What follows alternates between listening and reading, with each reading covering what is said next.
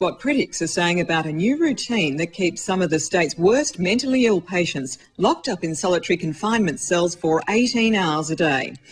But there's not a lot of sympathy for the group. They're the inmates of one of the country's highest security jails, Long Bay. And why should any of us give a damn about the comfort of the murderers and other criminals there? Well, the longer lockdown has been introduced, at least partly, because it makes staffing the prison hospital cheaper. But Australia's peak mental health organisation says it's a false economy and it's demanding immediate improvements.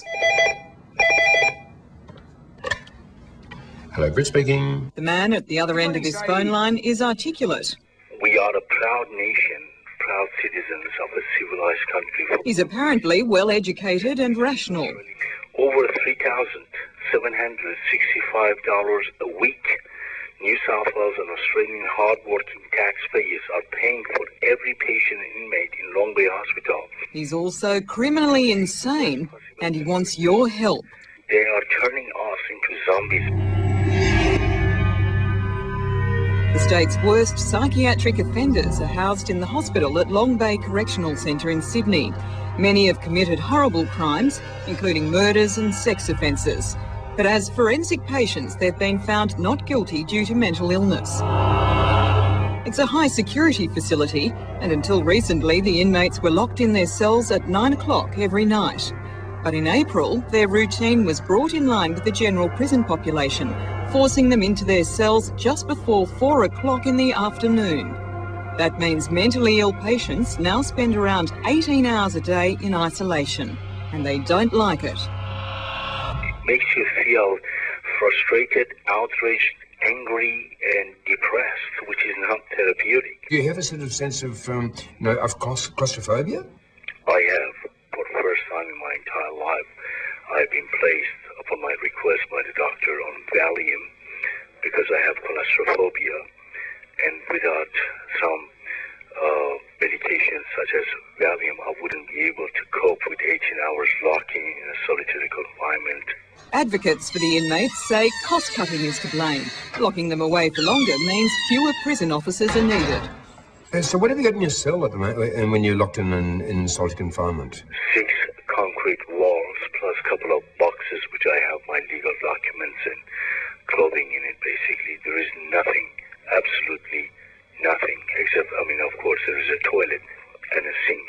Many of the inmates have signed a petition saying their human rights are being trammelled. It's a very, very long time to be in a cell by yourself and with delusions and all the other problems. No, there's no question that what they're complaining about is occurring.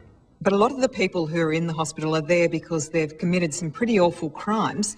Why should we care about their comfort? They're human beings. These are citizens. These are people who have not even been convicted of the offence for which they were charged. And some of them have not even been charged. Now, these are people who are the most vulnerable of our citizens. So if we as a community don't show them compassion, it says something about us as a community.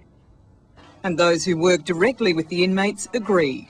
Anecdotally, there's been more increase in incidents of aggression around locking down and opening up times. Patients will become frustrated, banging on doors, shouting through the windows,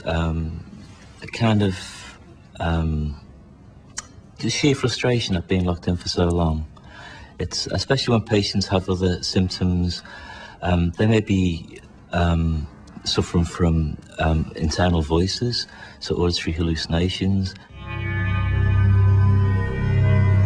The nurses say under the circumstances, rehabilitation of the patients is impossible. It's not just a matter of giving patients tablets and expecting them to improve. That's a small part of mental health treatment. Social interaction and mental health assessment is a huge part of those therapies, and they go hand in hand. So how do you feel? Nurses are expressing a lot of frustration around this. It's very difficult seeing a patient you've known for maybe months or even years to deteriorate significantly and be unable to intervene in those situations.